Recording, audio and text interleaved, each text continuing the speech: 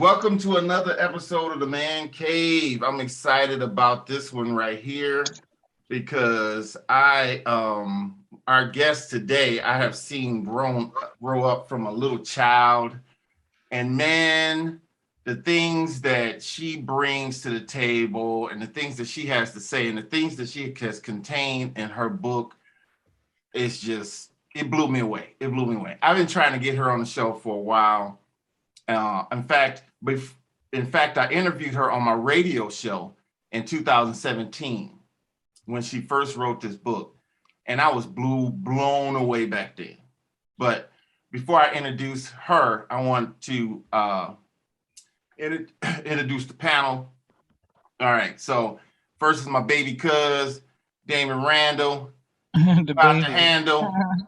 My boy Brad Williams is coming up on spring. You better not step on his grass or he gonna beat your necks. We got the Joker and ex-smoker, Arthur Thomas, always bringing the funny. And shout out to Brother Kelly who couldn't make it today. So, and of course, you know me, Brother Aaron, and I'm the good-looking one. So, don't nobody give a damn about you, Aaron. Go ahead and say what you got to say. So I want to introduce my my special guest today, Miss DeLisa Barnes, author, entrepreneur, mom. She has a very, very cool, unique perspective that I hadn't heard from a lady in a long time. And we're gonna get into that. But I want to just introduce Miss DeLisa. She has been an overcomer. That's the word I'm looking for. She has been an overcomer for as long as I have known her. And a lot of stuff I didn't know about her until, recently. So welcome, Miss DeLisa Barnes, to the Man Cave, girl. Thank you for having me. So you wrote this book, Daddy, Can You Hear Me? And as you can see, I done been all through this thing, writing notes and squilling, underlining some things that you said. And you, before I ask you the first question, which is, you had some harsh words for some women, which was like music to my ears. But tell me this, what inspired you to write this book? Daddy, Can You Hear Me? What inspired me was my daughter, going through the things that I went through with her father, just kind of opened up my eyes to things that I didn't really know existed. And I learned that a lot of men just don't know how valuable they are and how much we really need them. And they need to hear it because they won't know unless we tell them. Yes, exactly. So so let me just read this first part, guys. Okay, so is it fair to say, DeLisa, when you were small, you were kind of an angry little child? No? Did I miss that? That didn't happen to teen years. Well, that's what I'm talking about. That's what I'm talking about. Definitely. So what made you angry? Was it your disconnection with your biological? No, it was more of not being heard and not being seen. I was raised in a 2-parent household, but a lot of parents, they say they know their kids and they may know their characteristics. They may know like their habits, but they don't really know their kids because they don't talk to their kids. They don't know how they feel. They don't know what their goals and their plans are. They don't know their outlook and how they perceive things. So they say, oh, I'm your parent. I know you. I know what you would do, but they don't. And I worked in education and witnessed it firsthand. Mamas come in there cussing the staff out because my kid would never. Yes, boo, your kid did. He will. And you just don't know Ray Ray because you don't talk to Ray Ray. You just tell him, go in there and sit your little butt down. Go play the game. Go watch TV. You always telling Ray Ray to get out your face, but you never have a conversation with little Ray Ray to understand or to know him as a person. Yeah. Okay. So when you wrote the book, Daddy, Can You Hear Me? The last page of it is a bio about you, and it says that you went through a lot of stuff, and you were actually saying, "Daddy, can you hear me?" to God. But it was because of the longing for the relationship with biological, or how did that work? How did Both. that? Yeah. Okay, so you can have a father that's present in a household that's not present. Mm-hmm. Granted, my parents did the best that they could based on how they were raised. And a lot of parents do the best that they can based on how they are raised, but they don't examine themselves and they say, okay, well, I came from this, so I want my kids to have better, or I want my kids to, our relationships to be better. You know, they just look at, well, I pay the bills, you got this, you got that, and that's it. Right. It's nothing more. No quality time, no getting to know each other, no bonding, no anything. And girls, all kids need it. But girls, your dad is your first everything. He's the one that sets the tone for everything that's going to happen down the road in your life with men. Yes. And what you see or what you don't see, what you experience, what you don't experience, sets the tone for that. Yeah, yeah. And I mean, I'm the only guy on this show with no daughters. Everybody else has daughters. And the guy that's not here, Kelly, got 5 daughters, a granddaughter, and he taking care of his mother, and I think his grandmother. And I think somebody got a girl dog somewhere in there. He can't get no testosterone in his house for nothing. So, You want to go buy some? no, They got them down at the GNC for $13.99 for 50 capsules. So let me just read this, and guys, just fall in with questions that you have. But let me just read this dedication to this book.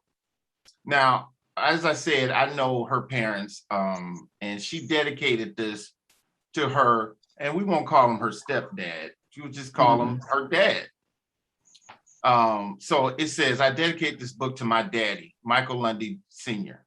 Thank you for accepting, teaching, disciplining, and loving me. Most of all, thank you for drilling the word of God deep into my heart. I was often force-fed, but it has been something that I could lean on and turn to when there was nothing else or no one else. Your parenting provided me with a great foundation. It is the foundation you laid that always led me back to where I need to be. Thank you for every scripture you made me write. Thank you for every book of the Bible you made me learn. Thank you for making me pray the Ephesians prayer. Thank you for the example you set in my life as my dad. I truly appreciate you for picking up where another man left off. Thank you for standing by my side and doing the job until my husband arrives. That's powerful. I thank God for who you are to me. I would not trade you for another daddy in the world.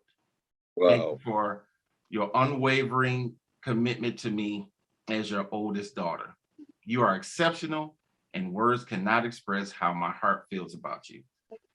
That's a brother that stepped in to be her dad. Now I put myself, I've been in that position where I was taking care of other people's children because I got married to some children. But man, it's something. You know what I'm saying? But you hey, DeLisa, you probably should put some light on you because it's probably, yeah. You trying to say she dark as hell? No, I'm just saying there you go, Missy. So what I'm trying to say is for her to come from a spot where she was longing for her dad and things were going wrong for her to engage and take everything that this man has given to her and make her better to the point where her whole life has changed around and she became an author. And, you could just kind of see God oozing through her life. And it's all because she decided, God gave me this man in my life and I'm going to follow this guy. This guy has really poured his life into me and I can recognize that. So DeLisa, tell us a little bit about, and you told us a little bit about your upbringing, but tell us about how you grew up. I know you're an East Side girl because you kind of a round the way girl, you know, you got a little hood in there, but God got you. Still She got from the east side. She from the east side of what? with Detroit, man. The east side of Detroit. Yeah, everybody can't be from backwoods Alabama like you. Ooh, goodness So, gracious. so tell us about your upbringing and what's your relationship like with your biological? Okay, so let me clarify something. I did grow up on the east side of Detroit, but I never lived in the ghetto. And I Right. did go to Cass Tech High School and graduated from Cass Tech High School. Sorry to hear that. So Ain't no wrong with Cass Tech. Cass Tech a good school, hey, you know. It's named after a slave owner. Don't get me started on that. Everything named after slave owner. Yeah, everything. Your street probably named after a slave owner. For real. There was a guy.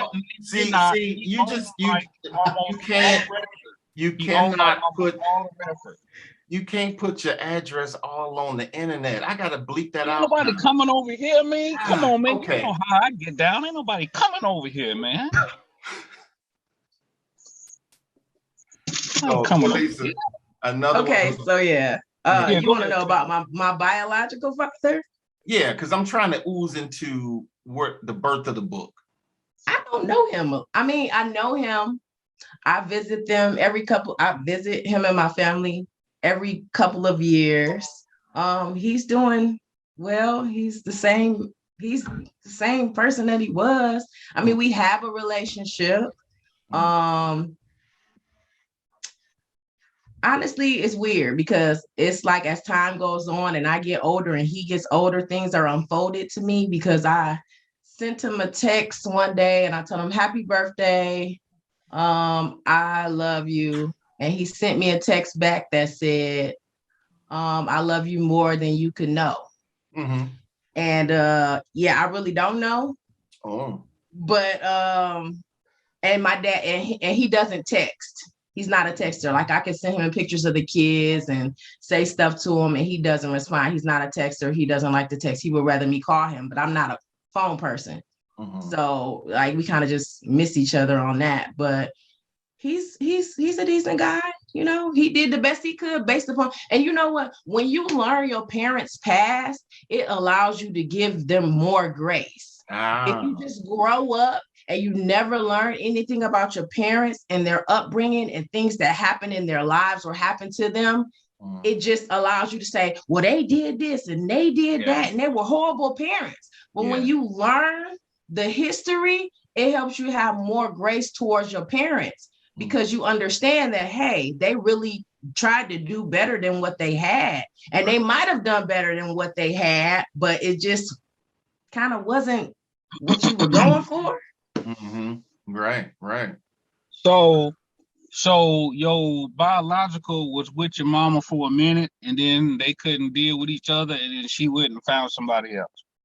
No, what happened was my parents got married. They were married. He wanted a daughter. They had a baby. And then he decided to do other things. And so it was kind of like. Other things, yeah, outside of his marriage. Okay. So it was kind of like he didn't want us anymore because he decided to do other things. And so we left. My mom was originally from Detroit. So she went back home, you know, and she took everything and he wanted everything back. So, but I can only tell the story from what I've heard because I've heard her side. He won't tell me his side and I've asked. Okay. And so when you only get a story from one point of view, you really don't know what happened, what went on. I know that they were married. I have proof of that. You know, I got pictures when they were together of like family members and stuff like that when I was born, my christening and things like that. So they were married, they were a family, they were together. Mm-hmm. So past that, all I can say is it's one-sided. Mm-hmm. So how did that make you feel growing up? You know, not how much time was it before that happened to your daddy coming in, Mr. I Lundy? think I was like 2. Oh, really? It was almost immediate. Well, my current dad and my mom, they went to high school together. Okay. So when she came back home, you know, they kind of met up and everything. And not to be putting my parents' business out or anything, but my mom and my dad, my bio and my stepmom, as soon as their divorces were final, they both got married. So their anniversaries are like within 2 days of each other, which trips me all the way out. It's crazy. Yeah. So how did you glean toward Mr. Lundy? He's been the only dad that I've known. Wow. I mean, as far as back as I was 2 years old, I have pictures with him. He taught me how to ride a bike. Wow. My mom was in boot camp in California. Then she moved to Florida and we went to Florida. He took me, we drove to Florida.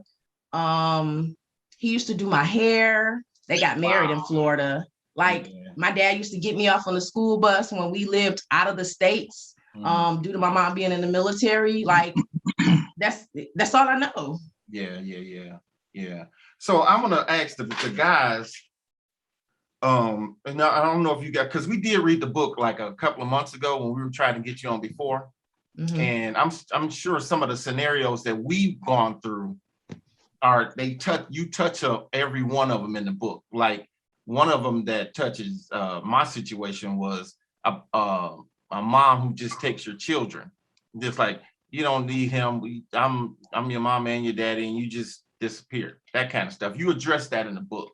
In fact, what would you say to a mom who figures, I'm just going to leave him, and it's not an abusive thing, it's not an addiction thing, it's just I disagree with you, so I'm going to leave. What kind of, coming from a woman, what would you tell a woman who figures she could just take her children and leave? Well, whoever decides to take their children and leave, that's your decision to take your children and leave. But don't be a proud, arrogant, selfish mom. No matter how hard we try, we are not dads. We can't be dads. Right. We can't teach boys how to be men. We can't. Right. And if women would just come down off their high horses, I could do anything. You can do anything you want to do, but honestly, look at these men out here, these boys growing up. Yes. They are messed up because you won't let their dads be in there. Now, granted, I know there are situations where the man should not at all be in the kids' lives, and in situations like that, I can agree, safety, domestic violence, he's a pimp on the street, and just stuff like that. That's I disagree. I'm not talking about a player. I'm talking about a real actual pimp that has prostitutes. Oh, okay. Well, yeah, he could be a good daddy though. No, DeLisa, you missing the point. DeLisa. I know. I hear you. Keep going. But a woman, you can't be selfish because it's not about you. Those kids did not ask to be here. They weren't asked to be born, but they were. And so you have to forget about you and put their best interests at heart. Yes, it may be hard. You could have been hurt. You could have been whatever by the dad. Mm-hmm. But if he's a good father, if he's taking care of his kids, if he loves his kids, who are you to keep those kids away from their fathers? Sustain. Yes. You have no right. And then the legal system plays into it. Yes. Oh boy. Yes. Absolutely. They do. You don't get me started on that one. Me either. But I mean, that's what we all have been talking about in the man cave, how our voices don't even hold water sometimes in court. I'll tell you, I had to keep coming to court just to let the court know you're taking child support from me and I'm taking care of the children 100% of the time. And it wasn't until the 4th time that I showed up to court that the judge was like, well, wait a minute, he keeps coming back. I'm like, yeah, I'm gonna keep coming back because you're taking money from me that I need to take care of my children. But look how many dads stop coming to court. They don't fight. They just give up. Yeah. And I'm glad I didn't, because that fourth time I won, and then she said, you raise them. And that's what I've been doing every day since. So, but I appreciate the perspective. In fact, let me just read this little excerpt that she wrote to women. One of the rebukes.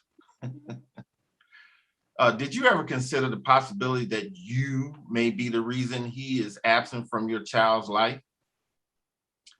A constant yelling, attempting to pick fights, degrading and belittling him, especially when it's done in front of the kids, will only keep him away. If he must go through you to get to his children, he might give up. Bam. Yeah, it's easy to give up when you got when the woman got everybody on her team, and it's just you by yourself. You know? Yeah, I get you. Who's on her team? Who do you mean? The judge? Everybody, the judge, the legal system, her family, your family. Everybody, man. Jenny Jones, Ricky Lake, Oprah, all of them went way back. So those shows are not on anymore, but okay. So that brings up think about it. If you really think about it, think back to them shows, and I didn't mention this before. Think back to them shows and what they kept telling young black women. And they will find the worst ones they could to come on the show and say ignorant things like, I can do both. I can be the mom and the daddy. And then you got Oprah running around talking about black girl power this and all this other type of stuff, and men are obsolete and all this kind of stuff. That's where it come from. And you know, blame can be on both sides. Mm-hmm. But as black men, we already know that it's all by design anyway. Mm-hmm. You know, they know that without us involved, everything else fucking crumbles. They know that. Mm-hmm. So, well, I do recognize that, there are good, everybody recognizes there's good men out here. And one of the things you said in the book, DeLisa, and that you just said a minute ago, is that one of the responsibilities of a dad to his daughter is to show her that she's special, tell her that she's special, hugs and kisses, daddy-daughter dances, all of that stuff plays into the psyche of a little girl, and it is building the foundation of how she's gonna relate to a man. Now, what we see today is a whole lot of girls who didn't have their dads, and they don't know how to relate to men. I'm gonna ask you, what would you tell a young lady who did not have her dad, who really need improvement?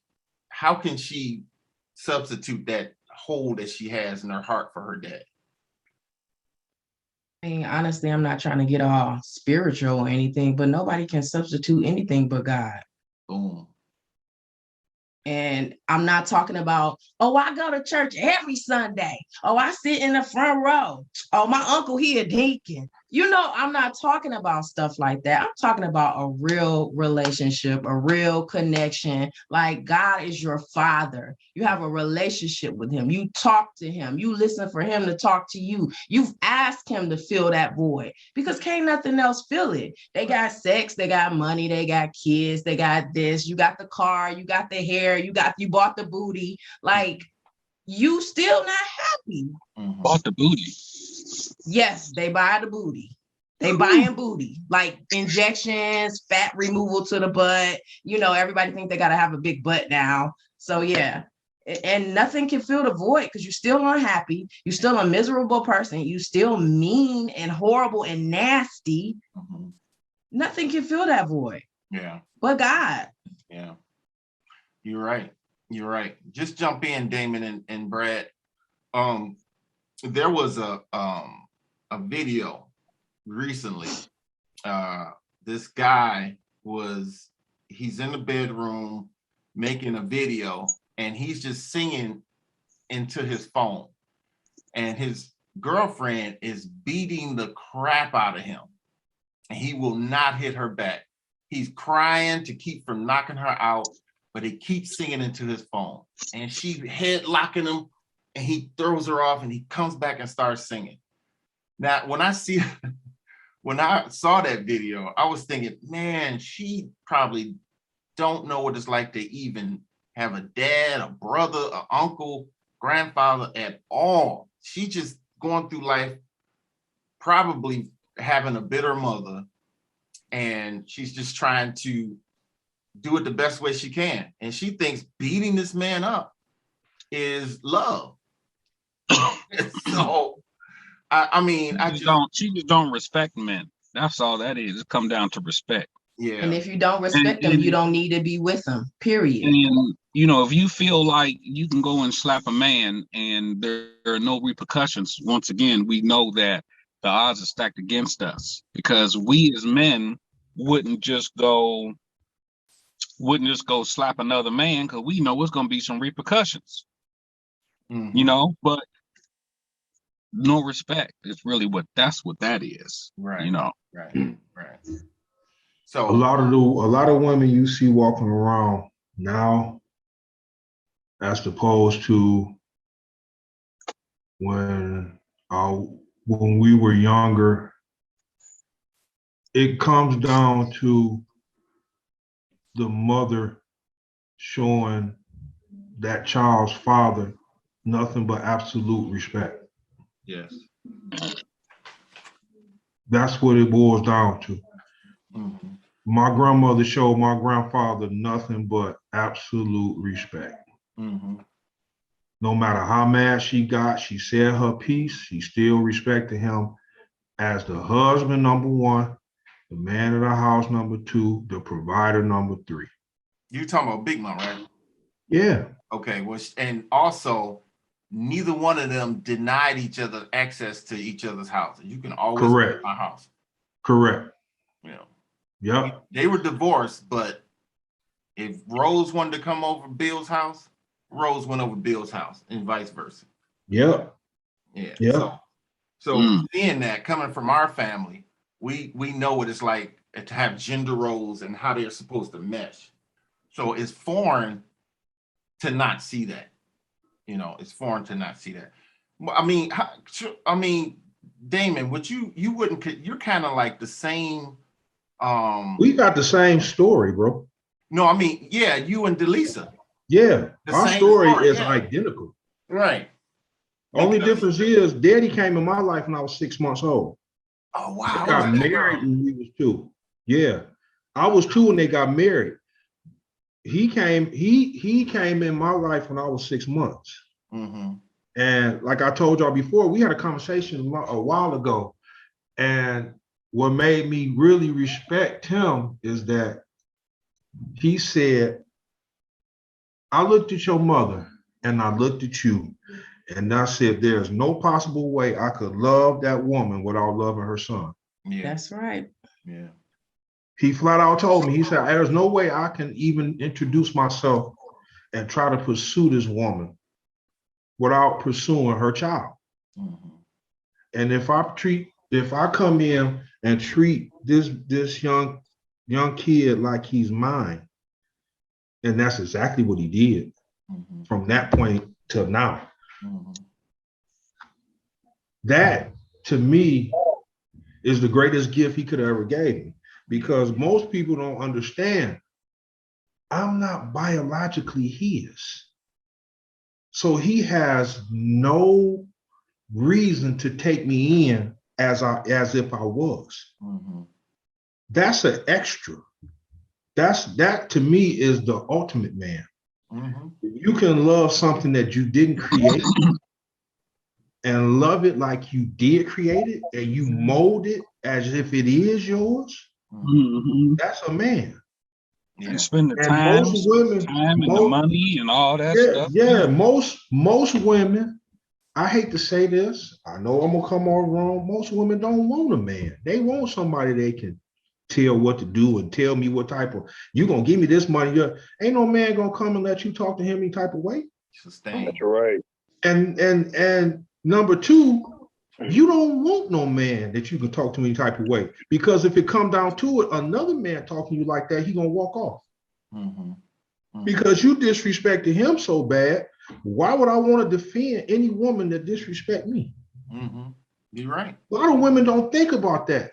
All they think about is the materialistic. What can you do for me? How you gonna go out and do this, do this, and do this, and do that? And you setting yourself up for failure. Because if you have a child and that child is or is not that man's, and you totally disrespect, that child see that. And what that child see, especially a girl, I got 2 daughters. My daughters, before they go to sleep, love you, baby. Give me a hug. Good night. My oldest daughter tell you right now, I'm always get me if ain't no man gonna treat me how my father treat me, I don't want. That's a fact. That's how it should be. Yeah. She don't want, she flats out, she tell anybody, if you not, if they don't treat me how my dad treat me, I don't want. Mm-hmm. And that's how it's supposed to be. You don't want my daughter, drop her off to somebody who love her right here. Right. Bottom line. And a lot of women didn't get that because they didn't get the love. Because I'm not trying to blast women, I'm just going by what I see. Yeah. They switching men every other year. So what is the daughter gonna grow up to do? Same thing. Then every year, Model behavior. Yeah. Model behavior. Mama did it. So what else am I supposed to do? Mama had a baby at 17, I can do it. Mm-hmm.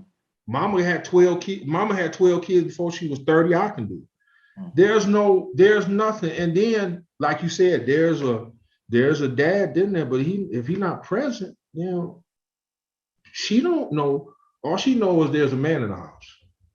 So answer this question, and Brad, I want you to chime in as a person who has, a lot of us have had that second marriage, but you're the one who brought in the children, not your wife. So Correct. You can talk from that perspective.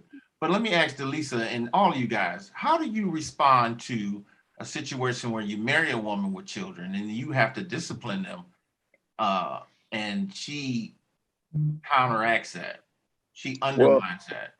Well, I think that's the conversation has to be had in the beginning. Oh yeah. I mean, immediately. If we're gonna do this, this is how I am. Mm-hmm. This is how I told my sons. When Keena's telling you something, that's me talking. So, no disrespect to your mom.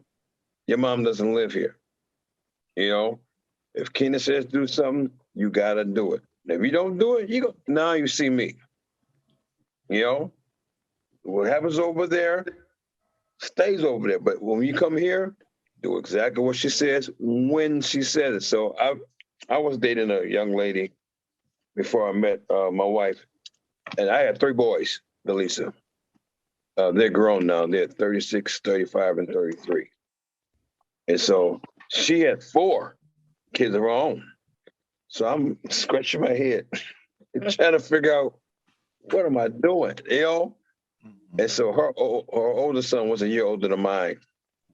Brandon was 15 at the time, and they were in my house for dinner. And I told him something. This boy got up in my face. Ooh. Oh, yeah. And I heard my son say, uh-oh. And he told me, you're going to respect me as a man. And I like to lost it. So she come running in there. And let's be honest, I was looking for an out. Mm-hmm. Anyway. And she said, well, he's the man in the house. I said, not over here, he's not. Yeah, God gave you an out right there. Mm-hmm. And here's my issue with some women today. I told somebody, stop telling these little boys they're the man of the house. Because it's going to be a problem when you start dating somebody. He's going to challenge them. You can't stop raising. Well, look at it. Look at how some of the women act with their sons. They act like they doggone boyfriends. Mm-hmm. Well, I'm gonna get to that, and this is just my personal opinion. I see them being really soft. on some of these. Now, I'm old school. I'm hard on boys, especially boys. I'm just hard on them. You know, you fall down, scrape your knee up, get up, wipe it off, keep playing. Stop crying, stop hollering. That's me. So Do that with and my daughters. yeah, see, exactly. And I have a daughter. She's just as tough as I was. She's 17. You know, but I really have an issue with society. I tease my sons and I tease my daughter. Y'all would have never made it growing up in my childhood. Yeah. Wouldn't have made it. Yeah. It would have made it. You know, the folks they tended to us. You know, when my dad told me to do something, it wasn't a second time. Mm-hmm. Why are you still here? Yes. I Right. told you to go over there and take the garbage out. The garbage wasn't taken out. It was a problem. The dishes wasn't done. It was a problem. But I knew it was going to be a problem, so I got it done. Oh yeah. You know, and I think today, and I see it. I deal with executives every day. I transport them to the airport and to their business meeting, and I see a lot of them working. I see a lot of them doing both, trying to catch a plane back east for Halloween, so they can take their kids out for trick or treating, you know, or for a soccer game or a basketball game. And these are the other folks. These are the white folks doing it. Mm-hmm. Brad, I got to get to the airport fast as I can, safely though, because my son's got a game at 7. I can't miss it. You know, that kind of dedication. We have to have, as a culture, that same drive. Right. Right. You know, I was at my daughter played volleyball her senior year, and it was always the same 6 or 7 parents at every game. But the opposing school side was filled. Oh yeah. Every game. And it was really, I won't say mad, it was really sad. Yeah. Because we don't get these moments. We don't get a do-over. Yeah. Yeah. You don't. My sons are grown. They tell me stuff that, you know, now that I missed back then. Well, Dad, so-and-so this, you know, we thought we were second fiddle to this or second fiddle to that because of, you know, either work or church stuff. They tell me now. And it hurts. Yeah. You know, I don't get mad at them. I get mad at myself, you know? But I think, go ahead, finish. I think as fathers, you know, we have to hold ourselves accountable. Or let me fix that. I'm sorry. As parents, we have to hold ourselves accountable because God's gonna hold us accountable about these kids. And just because when they get grown, we're still responsible for them. Right. Right. You know, they are.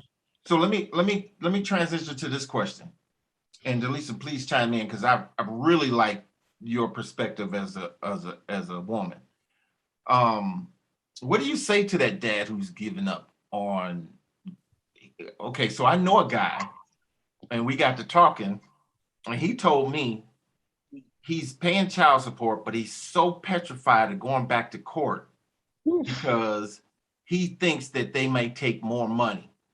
And I've been there. So this woman is getting child support. He doesn't claim his children on his taxes at all. So she getting that. And then one year she got the stimulus. She got all these stacks of money and he got nothing. So because he gave up. So what do you say to the guys who say, I'm not even trying to go back to court? Are you a man or not? You made the baby. You made the baby.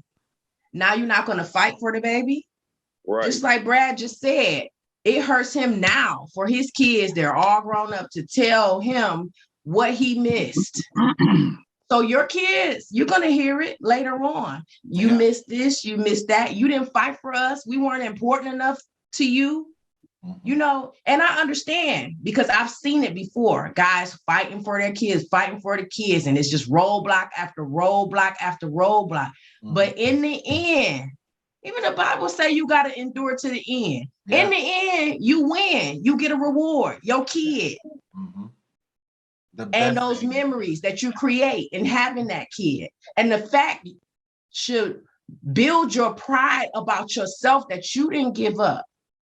I fought for y'all because I love y'all that much. Y'all that important to me. I would never give up on y'all. I will climb. I mean, what parent? I don't know many parents that wouldn't give their lives for their children. So you just gonna give up? Yep. What is fear?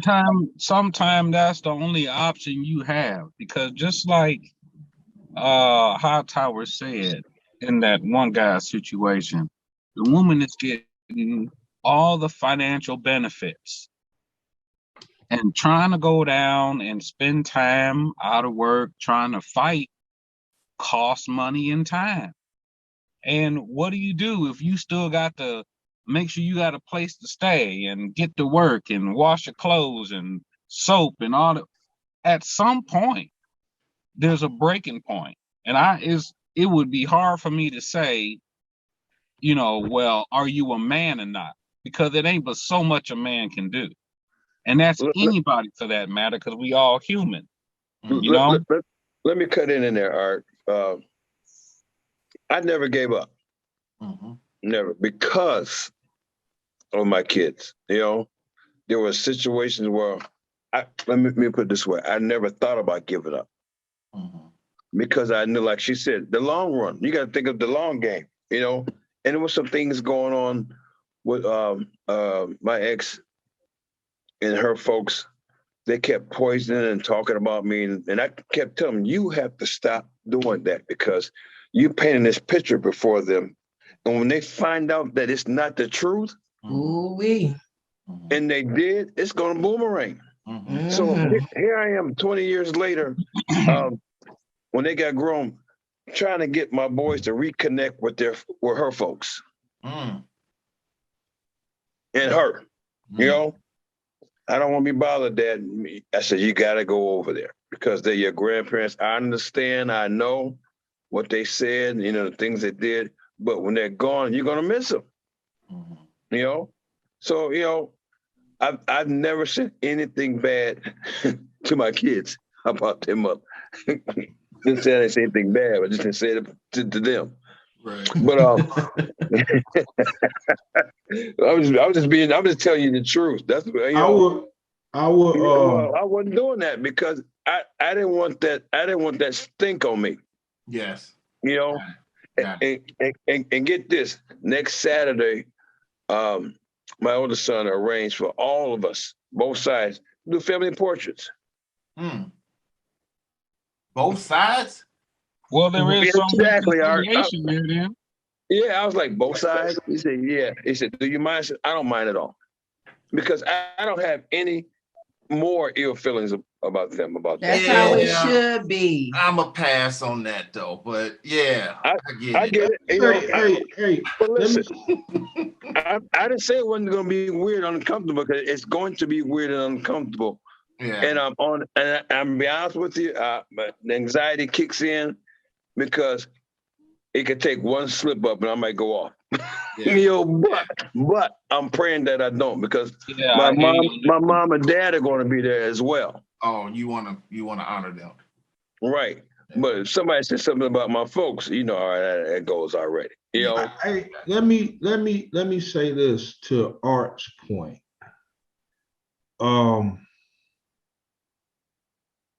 When you dealing with a scorned woman's family, some of the people in your family, the legal system, your own thoughts and things that's going on through your head, the fight does get to some people, because I got a friend of mine that literally gave up. It's a good thing that his kids were his daughter. I'll say that, his daughter. For his mother, because the idea that most men quit because they scared, to me, all men are not scared. Some of them don't have the financial means. They don't have the people that can help them. So by the time all this go down, they are totally just beat up and out of their wits end, that they look at life totally different. Because here I am trying to do right for my kids, yet the court and the judge will throw me in jail. I get out of jail, so now I'm back on back child support. Okay. I missed that payment. I'm going back to jail. Or you doing so? It's not the fact that a lot of men give up because they want to. A lot of them give up because they have no choice. Okay, cuz you might remember. I understand, and I'm not saying it's right to give up. I'm saying what Art is saying. There's a lot of things that you're human. I hear you. You're going to deal with. Maybe you take a break and fall back and look and say, I need to handle this a different way. And then that different way don't work. So you looking at a whole situation that you like, what is this? I'm trying my hardest to do what I need to do. And the system and everybody is against me. So I just look at to each his own in certain instances. I had to give Art some credit on that one, because that's how a lot of the good fellas think. It's not the fact they're giving up on their kids. They're giving up on what's going on. Let me say this. I've seen it firsthand. I understand. God is not giving us the spirit of fear. That is fear. What I hear is fear. And listen to me. But you're human too. I understand you're human. Let me just finish this. When I was going through my thing and trying to get this judge to see that this money that they're taking from me unnecessarily, I went through all those changes. The lady was I was yelling at the judge because it was just so unfair. And she was like, do you know what contempt of court is? I'm like, yeah. She said, okay, but you don't want to get smart with me. I'm not getting smart. I just don't think you're listening to me. And she was like, one more word, sir, and you'll be 90 days here. I faced that. But it goes back to what DeLisa said. Are you a man or not? Because we can. It has nothing to do with being a man. It don't have nothing to do with manhood, though, Aaron. Do you want your It has nothing to do with manhood. It has. Go ahead, and I got a rebuttal for you on that one, because a lot of it don't have nothing to do with manhood. What I'm saying is, either you're gonna fail because of fear, or you're not. Fear is the determining factor. And that's what I had to decide. Am I going to fail because I'm scared, or I'm going to keep pressing toward the goal, which is to raise my children outside of her domain? You know, fear keeps you from doing something. And we're not talking about a man being kept from doing something. We're talking about a man who has been down through there, left and right, all day, all night, this day, that day, this week, that week, this month. At some point, you just said yourself, you didn't think the judge was even listening to your ass. So if ain't nobody gonna listen to you, she got everything at her disposal, all type of monetary assistance, and you have nothing. I won. I was gonna say, but you went down the fourth time? Nothing to do with fear. Yes, it does. That has nothing to do with fear, man. I get your point, Aaron. I get your point, but this is the point you missing, bro. I love you to death, cuz I love you. This is the one thing that you missing. It's not the fact that it's fear. You can go down there and do everything that you have to do, but what about that dude that go down there, got to take off work, and he don't have the job to fall back on? So now you go to court, you go to jail for contempt trying to get your kids or whatever they're trying to do. You go back to go get your job, which was paying court fees, paying child support, doing everything. You are walking fearless, but you're walking in a situation where nothing is going to the point where you need it to go. So there are certain men who look at life and say, okay, I got to look at this different. Every time I'm doing something, I'm getting knocked down. That's not fear. That's situational. Okay. And so a lot of times give up. situational cause a person to fall back. No, wait. Wait, Wait, hold on. Go ahead, Let's DeLisa. Go hear ahead. DeLisa, please. Okay, so I have a friend that's gone through the same situation. She has legal and physical custody. She done got his license suspended multiple times. When he's getting back on his feet, he's done lost his place to live. When he's getting back on his feet, they always do stuff to make him lose everything because he's trying to fight in court. He's trying to do what he's supposed to. Next thing you know, he's got tickets because he's back in jail because his license was suspended and he didn't know it. So he's like, you know what? I'm just going to keep my distance. I'm going to pray for my kids. But he didn't know what kind of rights he had. He never sought out to find what kind of rights he had. He can still show up to the kids' school and their events because the kids, they still text their dad, regardless of what's going on between him and his baby mama. They text him, hey, Dad, I got a program I want you to come to. Hey, Dad, I got a karate tournament. He can still go and show up for them and not have nothing to do. He don't have to ask her. With a suspended license? Yeah. No matter how you know how many people drive on a suspended license? I mean, But think about what you just said. He kept going to jail. Now he need to take a chance to go see his kids and maybe go to jail again. no, I mean, And more court fees. But she can't. What's she gonna do? He at my kid's event. Well, ma'am, it's a public place. We can't do anything.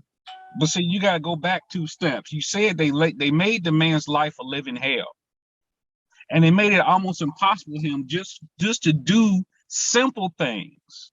That's all I'm saying. Let me put it like this. That's all I'm saying. Let me put it That's like all this. I'm saying.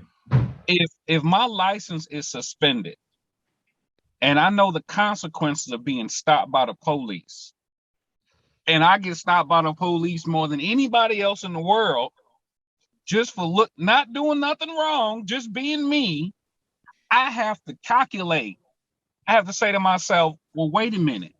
How much will I lose? I done lost the thing, fucking thing. But the thing is, he called the DMV. He found out, okay, why is my license suspended? How do I get this taken care of? Because here in Georgia, they went and they fixed it for him. So it was just him keeping up with the fact that, okay, it's my license suspended.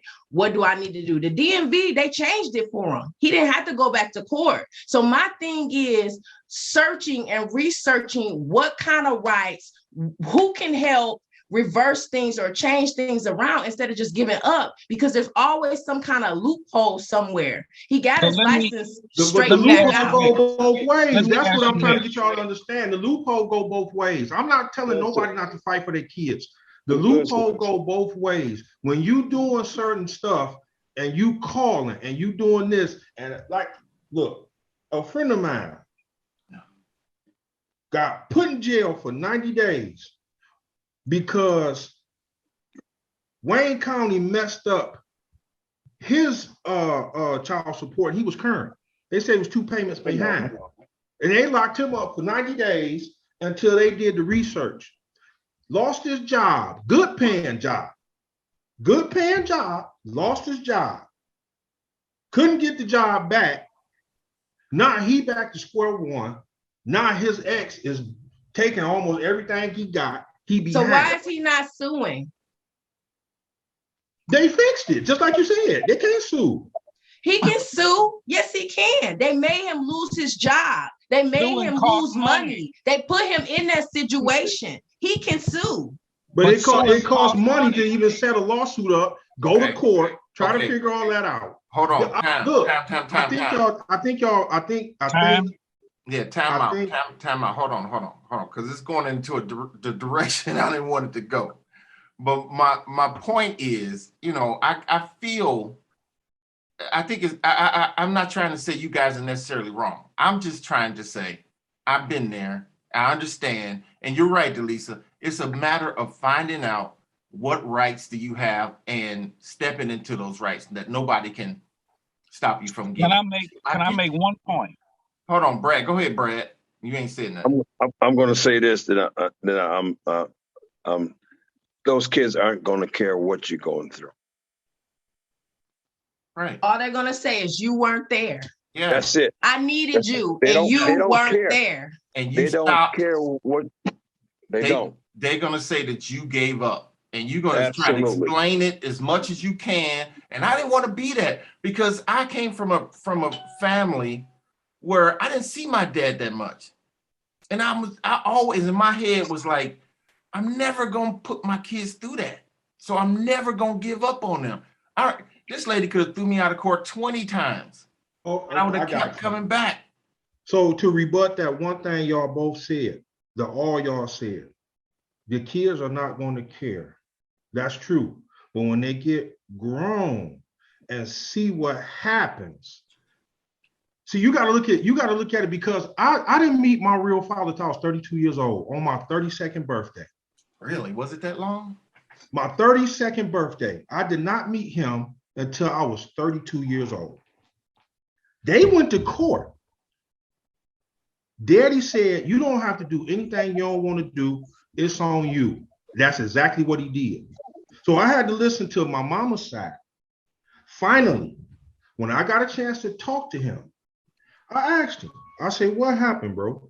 What really went down when you went to court? I was young. I was 21 years old. I really didn't want to do, I was doing me. He was honest.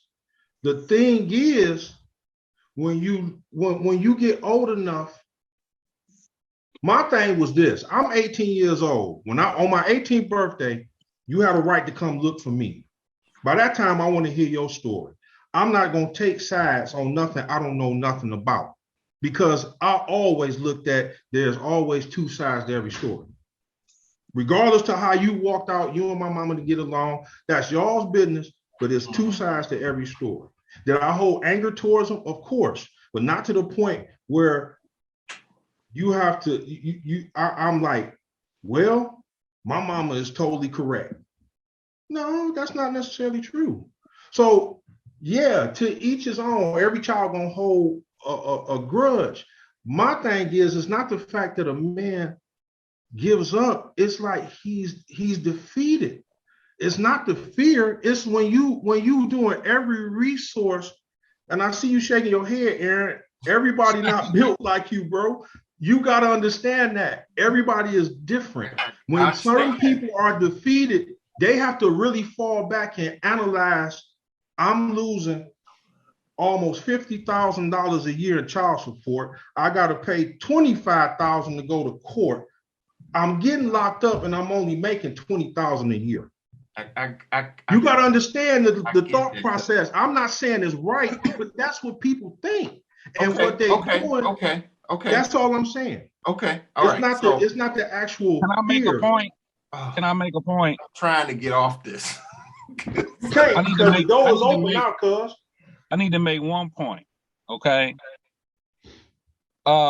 Miss Barnes was talking about, you keep on trying and all this stuff, Man, look. The women never have to go find out what options they have. The playing field is never even in the beginning. We're always behind the ball 15 times in the very beginning of it. Agreed. And the women get everything handed to them and laid out for them perfectly. Even the court system and the laws and regulations or whatever they have automatically defer to the woman first, no matter what's going on.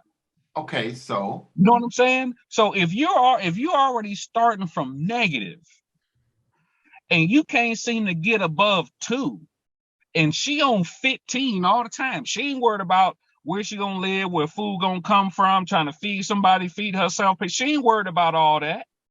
But you got to worry about that, and you got to deal with the fact that you got to deal with this court, trying to figure out what to do with these kids. The woman crazy, always doing some stupid shit, fucking with you all the damn time. But wait, you just saying so it's never about fear. It's never about fear. It's never about, oh, well, you ain't a real man. It's about what can you actually do? And at some point, you realize there is nothing I can do. Yeah, no, there's always something you can. You can call Legal Shield and get you an attorney at your beck and call. Because I felt like I didn't have a recourse until I started finding out. That should cost money, though. Okay, All I'm Well, saying is that everything costs the money. obstacles is a lot No. harder than what you think. I'm not saying you shouldn't try. I'm saying that the obstacles is a lot harder than what you think, which makes most men think differently.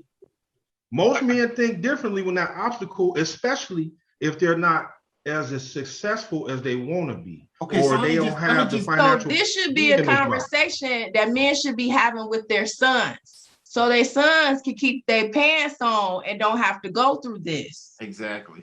I mean, that's true. Well, This is that's not true, a but that's conversation true. being had. But the conversation, here's the thing, and a lot of people, I got 4 sons. The conversation was had 4 times on different occasions. Thank God I don't have any grandkids right now, and they ain't doing that. There are kids who are being talked to and still doing this stuff. The world is different now. You can talk to your kids, you gotta be on your kids way more than they was on us.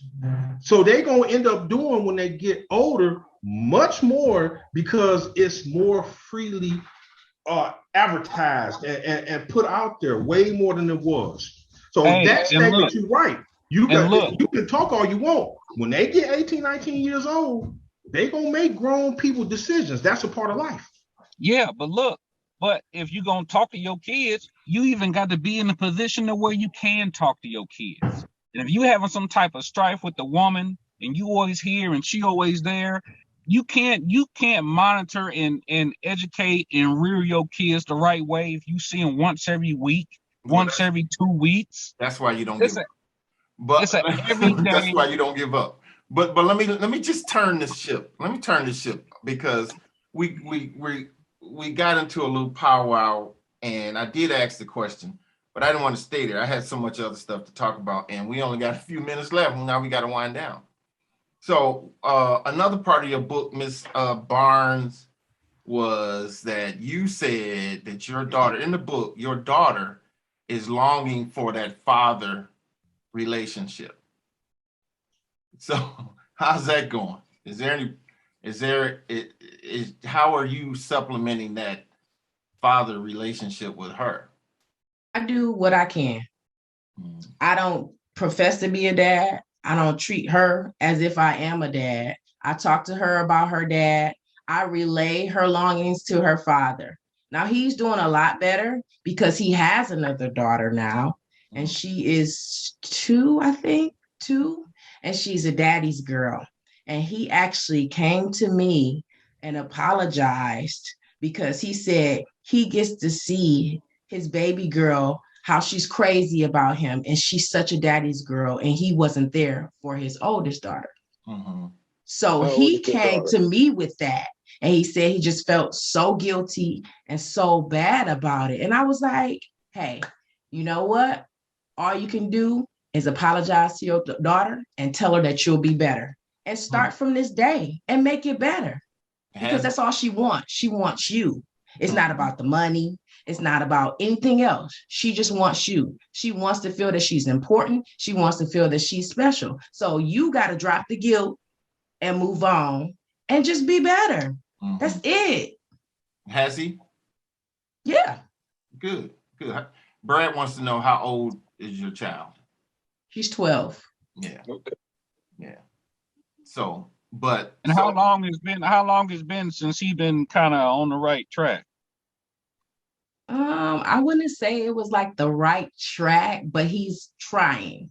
Managing his current family that he has and his fiance and everything, he's doing more to reach out to his daughter and be present. So I want to say within the last 2 years, because we all lived in Michigan. And I always told him, we lived around the corner from each other for a while. I never, ever kept him away from her. He didn't have a car. I'm like, you get everywhere else you want to get. I'm like, you can catch the bus over here. You know, I had a car.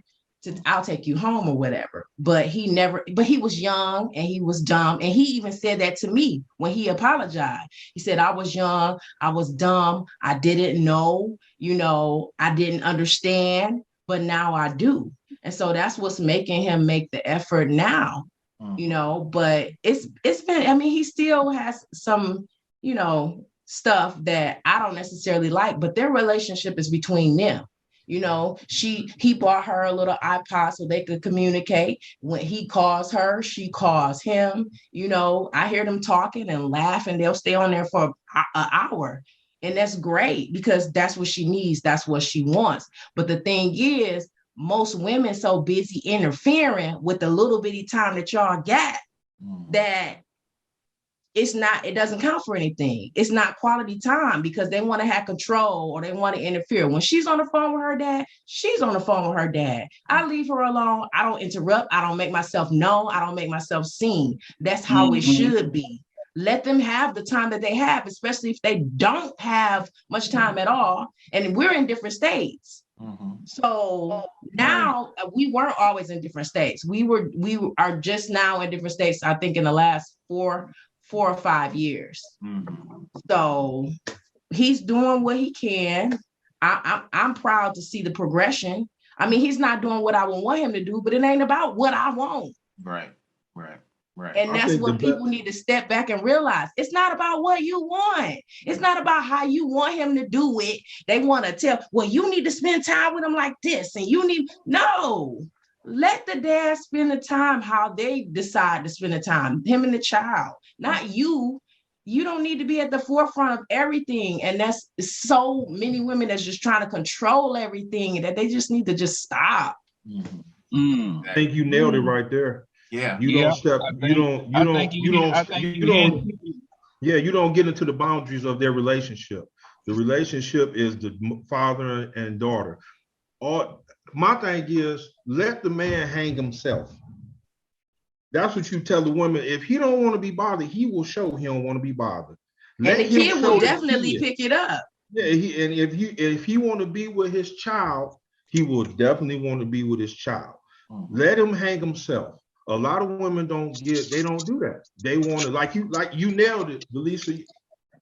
You all right? You only got 5 more minutes to talk to your father. You only got this. Then you can't do that because at a young age, your daughter at 12 is starting to say, okay, Ma, why you keep interfering? And what you doing is she get 15, 16, she gonna start rebelling against you. Because now you ain't doing nothing but you're not showing no respect towards her when she's trying to get to know her. It's an ulterior motive. Why you keep doing this with me and my father? He ain't did nothing to you. Now that pushes you away from your daughter because you're doing too much. And a lot of women don't understand that. I got a friend of mine now, her and her daughter, they be at each other like this. I'm talking about they be fighting. She's 22 and somebody just asked her, why do you always argue with your mother? Because she pushed my father away. I don't have no man in my life that truly loved me. She finally broke and said it. And when she said it, her mama broke down in tears.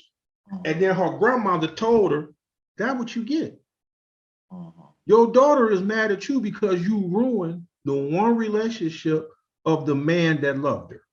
You can't let your hate stand in the way of their love. Because you're gonna lose their love. Exactly. You can't let your hate be stronger than your love for your child. I give my mama credit on that. She couldn't boy, when I told her I was going to meet my real father, she at 32, she was still mad, still remember what he did to her. Still, I say, Mom, I have to find out what was going on. So when she finally just let it go and she was able, because I'm like, my wife was like, this is hindering him from raising his sons because he don't know, he got hatred towards a man that walked out on him, even though he had a father that loved him, loved him always. But there's a part of me that was like, I still want to know who was the man that, what side of that DNA I want to know. I got a man that's child. Yeah. So I want to know my history. I want to know what's going on. My mama finally broke. I ended up meeting him. We was cool, but then all this other stuff fell out. So I said all that to say, the father, the parents, let them hang themselves. Let them, if they gonna step out, okay. let them see their kids. Let them be parents or lack of parenting. You know, it's on them. Mm-hmm. Yeah, I mean, just because you don't get along with the woman or the woman don't like you or whatever else, don't mean that you're a bad father or would be a bad parent to the child. Not at It's all. just you can't stand that whoever you lay down with, you know? Right. And I think to what Ms. Barnes was just saying a little bit, the women internalize that so much that they let that interfere with what the child actually needs. Because they look at it, well, I don't need him, so you don't need him. Right, Yeah. and that's not true. Type of BS. You know what I'm saying? It's like, how can you determine what that child needs when just on the surface you should understand what a family unit looks like. And if any part is missing in that family unit, you should understand that there's an issue and not behave as if, well, everything is just fine because of how I see it. Well, I definitely thought that tonight was very spirited. I did. We could have got worse. It really could have, but I'm glad you guys respected her and didn't go there. But, No, we weren't gonna disrespect her. No, I'm saying it wasn't nothing but respect. It's nothing but rebuttals. That's all. It's mad respect. No, it's none of that. Her story and my story is so similar. It's crazy. I was listening to her talk. I'm like, goodness gracious, everything she went through, I went through. But that's another reason I wanted her on here, because I did realize that even in talking tonight. But the good thing about you guys, DeLisa and Damon, you guys glean from the man God put in that place. Correct. Replace your dad, and he turned out to be the best thing ever. Correct. So the best thing for me, because I realized that if my biological father had been in my life, I wouldn't be what I am. Yeah. Correct. Yeah. Totally agree with that. Yeah. Totally agree with that. Very similar. Now the book can be found. It's called Daddy, Can You Hear Me? It can be found. I got mine on Amazon. Is there any other place people can get this? I think it's barnesandnoble.com. Is it Barnes and Noble? What's the other bookstore? I had downloaded a Kindle. That's what I did. Yeah. You can get it. That's what I did. Yeah. I didn't get a chance to read all of it, but I did get some of it. That's what I did. I downloaded it on Kindle. Okay, so let me ask you this question, Ms. DeLisa. Is there going to be a sequel? Oh, definitely. And Can I be part of the sequel? Can I add content? No, you cannot. No. Let her answer the question. No, you cannot. On behalf of this the podcast, book is the Man related Cave, to no, more you to cannot. my experiences. So yeah, there's gonna be not necessarily a sequel, but more like a revamp with some of the same stuff, but adding a few more chapters and a few more stories and points of views and things like that. Oh, so okay. yeah. So it's going to be the same book, but fuller. Yeah, definitely much more. Hey, look, full. add some pictures so Aaron will be happy. Oh, I did want to say one thing to Brad and the family portrait. That's awesome. Me and my daughter's father's son's mother, we would get together, and I'm cool with her and our kids. We live in the same state. These are his two oldest kids. So we get together, we get the kids together, and I have some pictures of us all together. Him, her, his mom. You know, I think that's great. I mean, it's just more people to love the kids. Right. Period. Right. You know, whether you like them or not. Take a picture and let's go. And you say you down in the dirty South. What, you in the ATL? I'm probably like an hour outside of Atlanta. What city? What? Well, I ain't trying to get all like, okay, my bad. I ain't trying to, you know, is it Lawrenceville? Are you Decatur? Not Decatur, but you said an hour. DeLisa, tell him your shoe size while you at it. I ain't Not trying to get all send that. me no shoes. No, perfect. I want to thank our special guest, Ms. DeLisa Barnes, for coming and sharing her experiences and her book, Daddy, Can You Hear Me? Looking forward to the fuller version of it. And look at this dude right here. Yeah, he's And, something else. that's what we got to deal with. But Hey, that's I can do what hey, I want to but do you in know my what? car. Let me see this, and then we got to go. Art is the best neighbor, one of the best neighbors I ever had. This dude will feed you, come down, cut your grass. He'll do whatever. He's the best neighbor. And Brad, like I don't even know who's like they're like tied for number one as my favorite neighbors. No, I'm the they number are. one. I'm number one because I got all the bullets. Okay. Hey, and that's what I was just gonna say. He could be the best neighbor, but he could turn into Tony Montana in no time. But you gotta. Brad is that still water. You can't ignore the still water. You don't know. Hey, Art, we I'm about to appreciate give me a Brad. piece too. There you go. I just got my Right here. license. All right. This one here you can get for about $400. Don't get him started. Here we Basically, go. it's Don't blocked. get him started.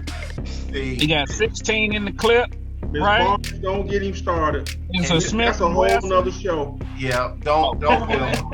Don't $430. All right, so we want to thank you, Miss DeLisa Barnes. When you you do your next book, I hope you can come back. Thank you guys. Thank All you for right. having me.